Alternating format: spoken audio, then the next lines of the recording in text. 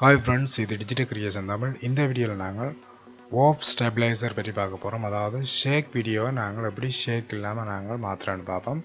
அதுக்கு நாங்கள் வார்ப் ஸ்டெபிளைசர்னு ஒரு எஃபெக்டை யூஸ் பண்ண போகிறோம். ஓகே, இந்த வீடியோவில் நாங்கள் அதை தான் கிளியராக நாங்கள் பார்க்க போகிறோம். அது லேட்டஸ்ட் வெர்ஷனில் அது ஃபாஸ்ட்டாக ஒர்க் அவுட் பண்ணுது. எப்படி ஒர்க் அவுட் பண்ணுதுன்னு சொல்லி இந்த வீடியோவில் பார்ப்போம்.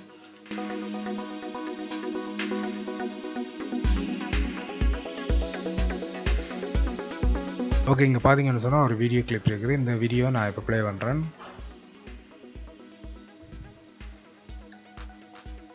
ஓகே, இதில் பார்த்தீங்கன்னு சொன்னால் நிறைய ஷேக் இருக்குது. இந்த வீடியோவில் நிறைய ஷேக் இருக்குது. இந்த ஷேக்கை தான் நாங்கள் எப்படி இல்லாமல் செய்கிறோன்னு பார்ப்போம். இப்போ நாங்கள் வார்ப் ஸ்டெபிளைசர் அப்ளை பண்ணுறதுக்கு முதல்ல உங்களோட ப்ரீமியர் ப்ரோ எந்த வேர்ஷனில் இருக்கிறான்னு செக் பண்ணுறதுக்கு நீங்கள் ஹெல்ப்பில் கிளிக் பண்ணி அபவுட் ப்ரீமியர் ப்ரோவுக்கு போவீங்க. ஓகே, இந்த இடத்துல பார்த்தீங்கன்னு சொன்னால் வேர்ஷனில் 15.40 இருக்குது. அதாவது லேட்டஸ்ட் வேர்ஷன் இது. இந்த வார்ப் ஸ்டெபிளைசர் 14.9க்கு பிறகு இருக்கக்கூடிய அப்டேட்ஸ்லாம் இது ஃபாஸ்ட்டாக ஒர்க் அவுட் பண்ணது. உங்களோட ப்ரீமியர் ப்ரோ ஓல்டு வேர்ஷன் சொன்னால் நீங்கள் அப்டேட் பண்ணுங்கள். ஓகே, இப்போ நாங்கள் எப்படி வார்ப் ஸ்டெபிளைசர் அப்ளை பண்ணணும்னு பார்ப்போம். இந்த எஃபெக்டில் நாங்கள் வார்ப் ஸ்டெபிளைசர்னு டைப் பண்ணி எடுப்போம். ஓகே, இங்கே பார்த்தீங்கன்னு சொன்னால் வீடியோ எஃபெக்டில் டிஸ்டார்ட்டில் வார்ப் ஸ்டெபிளைசர் இங்கே அப்ளை பண்ணுறோம். ஓகே, இப்போ நாங்கள் எஃபெக்ட் கண்ட்ரோலுக்கு மாற்றிட்டு பார்ப்போம். இந்த வீடியோ கிளிப்ஸில் 175 ஃப்ரேம்ஸ் இருக்குது, FPS இருக்குது. அதில் இருக்கக்கூடிய ஒவ்வொரு ஃப்ரேம்ஸாக இது அனலைஸ் பண்ணுது. இங்கே பார்த்தீங்கன்னு சொன்னால் ஃப்ரேம்ஸ் ஒவ்வொன்றா அனலைஸ் பண்ணி அதை ஸ்டெபிளைஸ் பண்ணுது. ஓகே, இதை தான் நாங்கள் இப்போ டீட்டெயிலாக பார்க்க போகிறோம். இது லேட்டஸ்ட் வெர்ஷனில் ஃபாஸ்ட்டான மெத்தடில் இது ஸ்டெபிளைஸ் பண்ணுது. ஓல்டு வெர்ஷன் சொன்னால் இந்த மாதிரி எங்களுக்கு குயிக்காக ஸ்டெபிளைசிங் நடக்காது.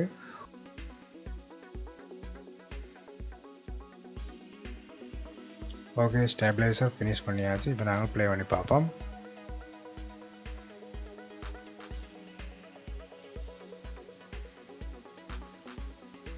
ஓகே, ஓரளவுக்கு எங்களுக்கு சாட்டிஸ்ஃபையாக இருக்குது. ஓகே, முதல் இருந்தது இந்த வார்ப் ஸ்டெபிளைசர் ஓப்பன் பண்ணி பார்த்தா தெரியும் இந்த மாதிரி ஷேக் இருந்தது.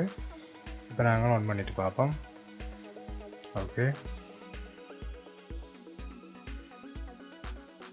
வார்ப் ஸ்டெபிளைசரில் நிறைய வீடியோ லேட்டஸ்ட் வெர்ஷனில் கொடுக்கப்பட்டிருக்குது. இந்த இடத்துல பார்த்தீங்கன்னு சொன்னால் ரிசல்ட்ஸில் ஸ்மூத் மோஷனில் நீங்கள் வச்சுருக்கணும் எப்போவுமே. இது ஸ்மூத்னஸ் 50% இருக்குது. நீங்கள் 100க்கு மாற்றலாம். இந்த 50% ஓகேயாக இருக்கும். ஓகே, இங்கால மெத்தடில் 4 ஆப்ஷன் கொடுக்கப்பட்டிருக்கு. இந்த 4 ஆப்ஷன்லேயும் லாஸ்ட் ஆர் ஆப்ஷன் இப்போ லேட்டஸ்ட் வெர்ஷன்லாம் கொடுக்கப்பட்டிருக்கு. சப் ஸ்பேஸ் ஓப்னு சொல்லி வளமையாக நாங்கள் இந்த பொசிஷன் ஸ்கேல் ரொட்டேஷனில் வச்சு நாங்கள் ஸ்டெபிளைசர் செய்வோம். நியூ அப்டேட்ஸில் இந்த சப் ஸ்பேஸ் ஓப்பன் சொல்லி இதில் கொடுக்கப்பட்டிருக்கு. இதிலே நாங்கள் வச்சு இந்த ஸ்டெபிளைசரை நாங்கள் அப்ளை பண்ணி செய்து பார்க்கலாம். இது கொஞ்சம் ஸ்மூத்னஸ் கொஞ்சம் பெட்டராக இருக்குது.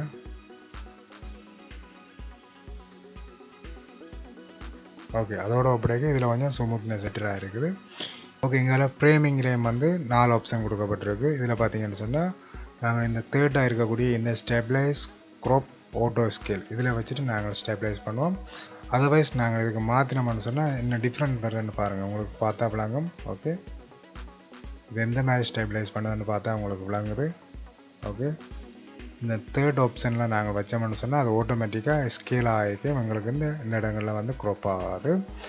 ஓகே, அது கீழே பார்த்தீங்கன்னு சொன்னால் இதில் அட்வான்ஸ்னு ஒரு விடயம் இருக்குது. இதை நாங்கள் கிளிக் பண்ணி டீட்டெயில் அனலைஸ்ன்றது இதை நாங்கள் கிளிக் பண்ணோம்னு சொன்னால் இன்னும் கொஞ்சம் எங்களுக்கு டீட்டெயிலாக கிடைக்கும்.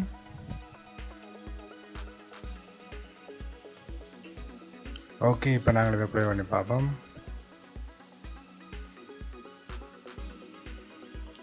ஓகே, முதல் இருந்ததை விட இது இன்னும் கொஞ்சம் பெட்டராக இருக்குது.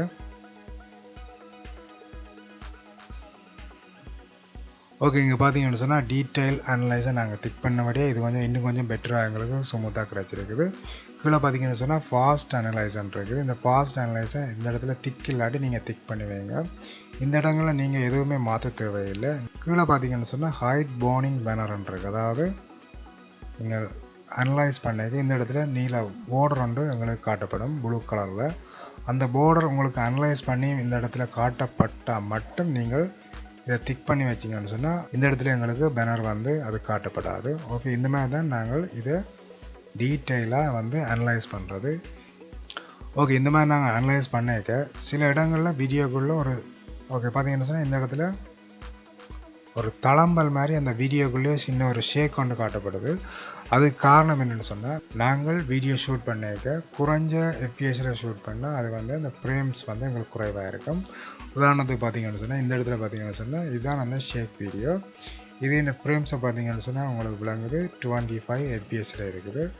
25 எஃப்பிஎஸ்ன்னு சொன்னால் ஒரு செகண்டுக்கு 25 ஃப்ரேம்ஸ் இருக்குது. வீடியோ ஃப்ரேம்ஸ் வந்து ஃபோட்டோஸ் வந்து 25 ஃப்ரேம்ஸ் இருக்குது.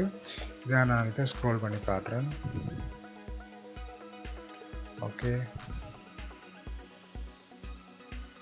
ஒரு செகண்டுக்கு 25 ஃப்ரேம்ஸ் இருக்குது, 25 ஃப்ரேம்ஸ் இருக்குது.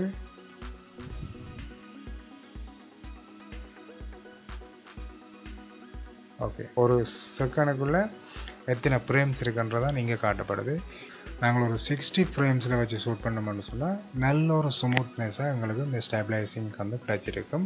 அதை விட 60க்கு மேலே வச்சு நாங்கள் ஷூட் பண்ணோம்னு சொன்னால் பெட்டராக கிடச்சிருக்கும். மேக்ஸிமம் வந்து எங்களுக்கு பெட்டரான ஒரு ஸ்மூத்னஸ் கிடச்சிருக்கும். ஸோ அதால் எங்களுக்கு குறைஞ்ச ஃப்ரேம்ஸில் இருக்கக்கூடிய வீடியோ நாங்கள் அனலைஸ் பண்ணும்பொழுது இந்த வார்ப் ஸ்டேபிளைசரை யூஸ் பண்ணும்பொழுது வீடியோக்குள்ளேயே எங்களுக்கு ஒரு சின்ன தளம்பல் நிலை வந்து காட்டப்படுது. அதுக்கு காரணம் வந்து குறைஞ்ச எஃப்பிஎஸில் இருக்கிறபடியாக தான் அதுக்குரிய காரணம். ஓகே, எதிர்காலத்தில் இந்த ஸ்டெபிளைசர் வந்து பெரிய அளவில் யூஸ் பண்ணுறதுக்கு வாய்ப்புகள் குறைவு. என்னென்னு சொன்னால், இப்போ வர கேமரா எல்லாமே இமேஜ் இன்பாடி ஸ்டெபிலைசேஷன், அதாவது நாங்கள் கேமராவில் ஷூட் பண்ணும்பொழுதே அது வந்து ஆட்டோமேட்டிக்காக அது வந்து அட்ஜஸ்ட் பண்ணி இப்போ நாங்கள் செய்யக்கூடிய இந்த ஸ்டெபிளைசரை கேமராவிலேயே அது வந்து செட்டிங்ஸ் வந்து வந்துட்டு. ஸோ அதால் எங்களுக்கு ஃப்யூச்சரில் இந்த மாதிரி ஸ்டெபிளைசர் வந்து நாங்கள் பெரிய அளவில் யூஸ் பண்ணுறதுக்கு வாய்ப்புகள் குறைவு. இந்த மாதிரி அனலைஸ் பண்ணுறதால எங்களுக்கு அனலைஸ் பண்ணி முடிய கொஞ்சம் ஜூம் ஆகிற மாதிரி காட்டப்படும். ஓகே, இப்போ நாங்கள் வார்ப் ஸ்டெபிளைசர் அப்ளை பண்ணும்பொழுது ஏதாவது ஒரு வீடியோ கிளிப்பில் நாங்கள் ஸ்லோ மோஷனோ அல்லது வேறு எஃபெக்டிவ் நாங்கள் யூஸ் பண்ணியிருந்தால், இப்போ உதாரணத்துக்கு நான் இப்போ ஸ்லோ மோஷனில் ஓகே இந்த வீடியோ நான் ஒரு 75% மாற்றுறேன் ஸ்லோ மோஷன். இப்போ பார்த்தீங்கன்னு சொன்னால் இங்கே ஒரு வார்னிங் வந்துருக்குது.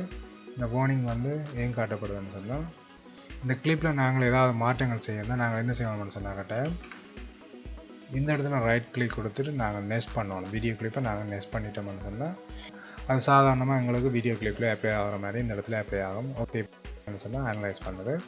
இதுக்கு மேலே நாங்கள் ஏதாவது மாற்றங்கள் செய்து வச்சு டிரெக்டாக நாங்கள் அப்படியே அப்ளை பண்ணோம்னு சொன்னால் நெஸ்ட் பண்ணாமல் எங்களுக்கு வார்னிங் வந்துட்டே இருக்குது, நாங்கள் ஸ்டெபிளைசிங் செய்யலாது. ஓகே, இந்த மாதிரி தான் நாங்கள் வீடியோ கிளிப்பை நாங்கள் ஸ்மூத்தாக ஸ்டெபிளைஸ் பண்ணுறது. லேட்டஸ்ட் வெர்ஷனுக்கு நீங்கள் அப்டேட் பண்ணுங்கள், அப்போ தான் ஃபாஸ்ட்டாக நாங்கள் இந்த ஸ்டெபிளைசிங்கை செய்து கொள்ளலாம். ஓகே ஃப்ரெண்ட்ஸ், இந்த வீடியோ உங்களுக்கு பிடிச்சிருந்தால் லைக் பண்ணுங்கள், கமெண்ட்ஸ் பண்ணுங்கள், சப்ஸ்கிரைப் பண்ணாதவர்கள் சப்ஸ்கிரைப் பண்ணிவிடுங்க. அடுத்த நல்ல வீடியோவில் சந்திப்போம். நன்றி, வணக்கம்.